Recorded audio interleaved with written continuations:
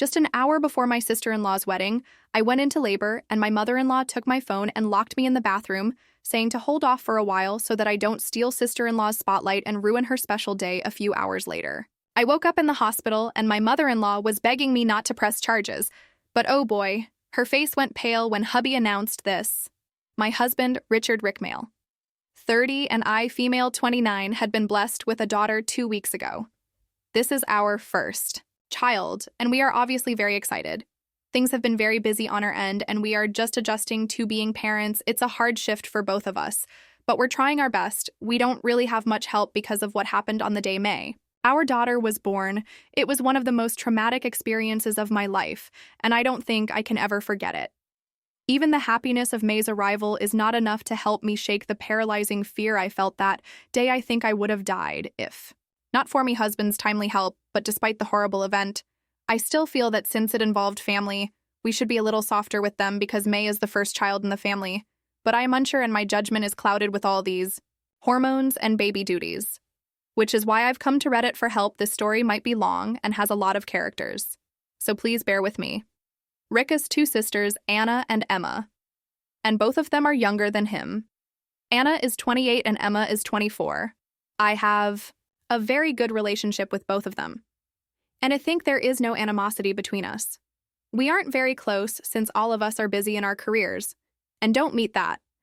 Often Emma doesn't even live in the same city as us, but we try to catch up once in a while and stay connected via text or calls. Another important person in Rick's family, and in this story, is my mother-in-law, female 53, while I am not on very good terms with Anna and Emma. Rachel is a different story altogether. We don't exactly see eye to eye, and I honestly think she has a problem with not just me, but with everyone. She's the biggest control freak you can imagine, and she just doesn't stop. She wants everything to go according to her whims and fancies her kids, all 3 of them, respect her wishes for the most part because she was the one who raised them after their dad abandoned them, so they tried to make life easier for her and themselves. Moreover, if anyone dares to want something other than what she wants, she reacts, and the reaction can range from disapproval and moping to a full-blown meltdown with tears and tantrums. It's difficult to deal with her, so I try to stay away as much as possible. Rick understands this. He knows his mother is problematic, so he lets me keep my distance and deal with her as I see fit on my end. I might understand how he feels about her even despite her controlling nature, so I let it be. She doesn't like me much, so she doesn't meddle in my life, and that suits us all. However, things got out of control a few days ago, and it was all because of her. Now, I don't think anyone can ever forgive her on the day May was born. Anna was getting married. It was a lovely ceremony, and her husband, Jonah, male 30 eyes, actually Rick's friend, he proposed to her around a year ago, and Anna had asked me to be a bridesmaid, and I had accepted. However, when Rick and I found out I was pregnant, I had to request her to ask someone else because I knew I wouldn't be able to manage it. This was almost 6 months after the proposal. So only 6 months before the wedding, I was 3 months pregnant. By then, I had assumed I would get backlash from her for backing out halfway, but I knew I had to prioritize. I was extremely nervous and jittery before telling her I feared our relationship would be strained forever, but to my relief and surprise, none of that happened. Anna was overjoyed when I told her she actually forgot about her wedding for a while when I told her I wouldn't be available for duties. Her response was obviously, "I'll be taking care of you." She even considered shifting the wedding because she didn't want me to miss it, which I would have. May had been born then. That ultimately didn't happen for a lot of reasons, and honestly, she shouldn't have done it anyway. It was a close call in the end. But she supported me throughout. Emma became the maid of honor, and I knew the 2 sisters were busy preparing for the wedding, so I didn't bother them much during the pregnancy, which was harrowing for me. Still, both stayed in touch as much as possible and came over and supported me a lot. I feel a little guilty for not supporting Anna on the most important day of her life, yet she supported me the whole time. The only person who was a little pissy about the whole thing was my mother-in-law. I think she was annoyed I couldn't be the maid of honor anymore, which caused some disruption in the wedding preparations that seemed like the only logical explanation, and I got where she was coming from.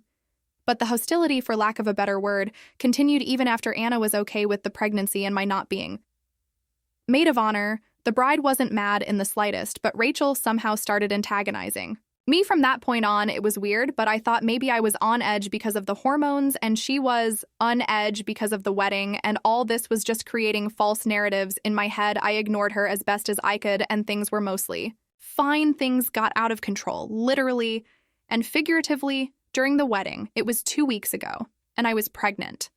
Out of my mind, my feet were swollen, my belly was huge, and I felt like I would pass out. But I still wanted to attend the wedding because Anna wanted me there. I had asked her beforehand if she wanted me there because I wanted it to be her day. I told her the presence of a heavily pregnant woman might take the attention away from her, and I didn't want that. Wedding days are for the bride and groom, and I would hate to be the one to take away from that. When I told Anna this, she was actually offended and hurt. She said she couldn't believe I'd fill my head with this useless crap and not attend her wedding. She said she didn't care about attention or limelight. All she wanted was her family there to support her on her wedding day. She said I had to come and not worry about drama. I knew she meant it.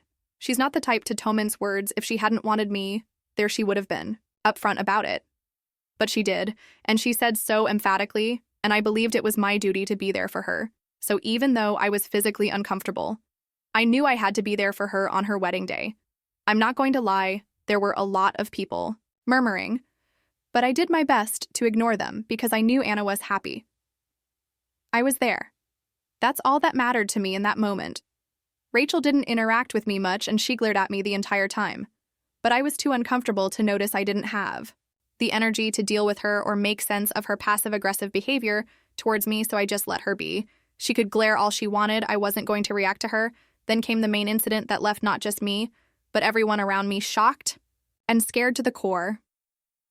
I started feeling uneasy just before the ceremony was about to begin. By then I had already met Anna. I got up and went upstairs thinking it would help me feel better, and I'd return once I did. Little did I notice that Rachel had followed. Me, I was feeling sweaty and weird.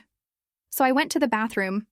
When suddenly my water broke, it was a genuine flood, and I started panicking, because even though I love my daughter more than anyone, she had chosen the worst possible time to arrive. I couldn't think straight, and thankfully not. I saw my mother-in-law in front of me. By that point, I was crouching in pain. She rushed to me, and I told her to take my phone and call Rick immediately. Because we needed to get to the hospital, she helped me up and made me sit in the bathroom, and I gave her my phone. That's when she flipped. She said she'd make sure Rick came in an hour once the ceremony was over because she didn't want me to steal Anna's spotlight. I asked her if she was crazy and said there was no way I could handle this for an hour. I tried snatching my phone from her, but she locked me inside and took my phone with her. So there I was, pregnant with my child, literally on the way in, a bathroom, sitting on a toilet with no phone and no husband. I don't know how I didn't have a full-blown panic attack, and thank God I didn't, because I don't know what would have happened. Otherwise, I got up and gradually made my way to the door and started banging on it. I screamed and screamed. But since the washrooms were on the first floor and everyone was seated for the wedding by then, no one heard me. I screamed until my voice was gone, but no one came. That's when I genuinely felt I was going to die and take my baby with me. I was exhausted, drenched, sweating like a pig, and had no voice left. That's the last thing I remember. I don't know what happened. After I had passed out from exhaustion, I don't even remember how I got to the hospital. I just know I woke up a few hours later, and I was in the hospital with Rick by my side. Sobbing. Took me a few moments to realize where I was and make sense of everything. When I saw Rick crying, I assumed the worst. Everything came flooding back. Mother-in-law locking me in the bathroom, my crying, and I thought May didn't make it when Rick saw I was awake. He heaved a sigh of relief and started crying in my arms. I didn't know what to make of it and felt a sinking feeling in my stomach. Then I saw the nurse come in with a baby girl, and I heaved a sigh of relief. I honestly wanted to slap Rick for messing with me like that, but he said he wasn't messing with me. He was just relieved I was okay because I was unconscious when he found me in the bathroom. I held my daughter for the first time, and I don't think I'll ever be able to forget that feeling or that any better emotion than that exists in life. I just don't think anything will ever top what I felt in those moments. Rick didn't give me any details at that point, and I'm grateful for that because I didn't have the energy to deal with it. I could faintly hear some commotion outside, and I asked him what was up. He said mother-in-law was outside and wanted to come in and see her granddaughter. I told him what had happened in detail. I told him what she'd done, how she had endangered our daughter for no reason. I also told him there was no way I was allowing her near my daughter. Ever, to me, she was dead. He said he knew everything when he discovered me in that state. She broke down and told him everything I told him, that just because she broke down doesn't mean I was going to forgive her, he laughed and said his mother was dead to him from this point on, and that he was going to press charges for life endangerment. He said he would go the legal route and make sure she was punished for what she had done. When I heard him say that, I felt a weight lifted off my shoulders. I know he loves his mother, all three of them do, but after the stunt she pulled, which could have cost me and my daughter our lives, I was in no mood to forgive her if Rick had chosen her over me. Our marriage would have been over. There would be no coming back from that, and somewhere deep down I anticipated that he might choose his mother. Because despite everything, she had worked very hard to raise them. Maybe I wasn't expecting him to stand up for me the way he did, but I'm not complaining at all. If anything, it has made me love him more. If that's even possible. I asked him how the wedding went, and he said it went fine. Emma and Anna were waiting for him to call so they could visit us. I asked if Anna was mad, and he laughed, saying I didn't have to worry about Anna at all. She's been beaming with pride and joy, claiming that their complete family was at the wedding, and that May's birth was the best gift she could have received. I had tears in my eyes when he told me that, and I told him to call them immediately. Within a few minutes, Anna, Emma, and Jonah were at the hospital with me. The best part, Anna and Jonah were still in their wedding clothes, and Anna said there was no way she was going to pass up the chance to take a wedding picture with her niece. It started bawling full on, and it was such a heartwarming moment after the picture. I apologized to Anna for ruining her day. She hugged me and said I was looking at it all wrong. I had made her day. I told her about mother-in-law's behavior ever since we announced the pregnancy, and Anna said the only thing I did wrong was not telling them sooner. Maybe they could have put a stop to her drama. I told her I didn't want to cause trouble. And Emma chimed in saying any amount of trouble was fine as long as I was safe. I have tears in my eyes even typing this, because that's when I knew they loved me like family. I wasn't just Rick's wife to them. I was family. Anna is one of the best women I know. She's so secure, so happy. No wonder she is where she is today. I really don't know how Rachel is. So different from her children. It's like they saw her and realized that's not what they wanted to become. It's weird. But I don't care. It was beautiful. Mother-in-law was still outside, apparently, and Anna had told her on her way in that she would make sure Rick and I pressed charges. Mother-in-law wanted to come in and meet May, but I didn't want her anywhere near me. Anna said we needed to keep ourselves safe from her. Anna apologized to me, feeling she hadn't addressed her mother's overprotective instincts or made it clear enough that she had no problem with my pregnancy. She said that if she had, maybe the incident could have been avoided. I told her she'd made me feel safe, and there was no way she was at fault all the while. Rick was outside talking to mother-in-law when I was discharged and came home with May 2nd, or 3 days later. Rick told me what and mother-in-law had talked about. He said he had informed her he would be pressing charges and that she could eat it because nothing would change that.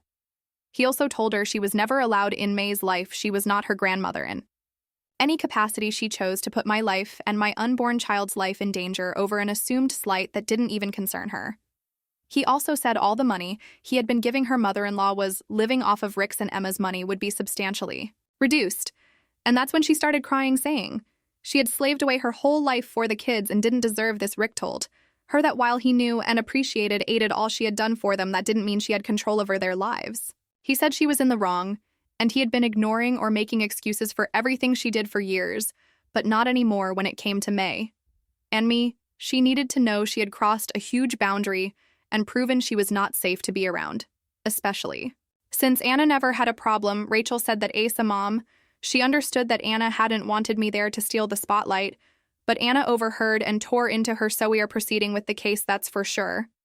But Rick handle it because I have a newborn to care for and can't bearst with this drama. Rick said he would handle it. None of the siblings are willing to talk to her anymore. Anna has completely cut her off, and Emma only talks to her when necessary.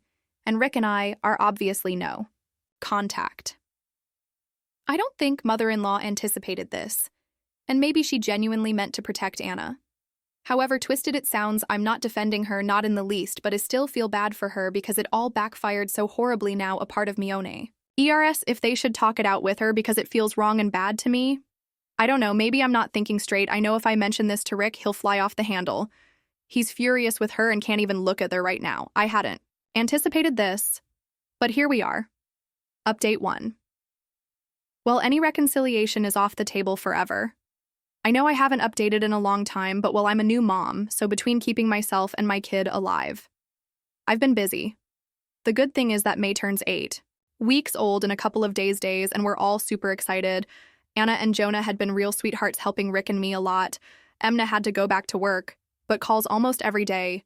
May is literally the light of everyone's eyes. They dot on her, and the group chat is full of her pictures.